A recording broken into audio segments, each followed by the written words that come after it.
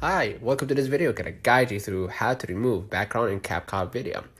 Now, removing a video background in CapCut is quick and easy using the AI-powered auto removal tool. So when you open CapCut, you're gonna see right on your screen, remove background feature here, or the AI tools above.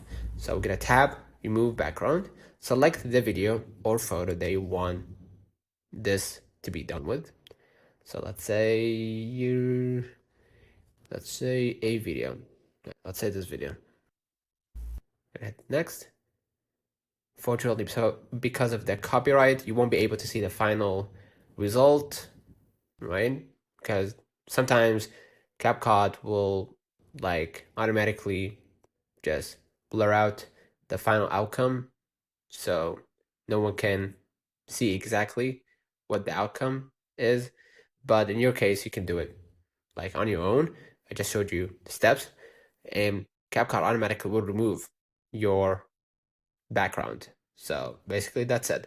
Whether you're on a mobile phone, a laptop, or a desktop, you don't even need a green screen to cleanly isolate your subject. Consider liking this video, subscribe. It really helps with the channel. Till next time, see you.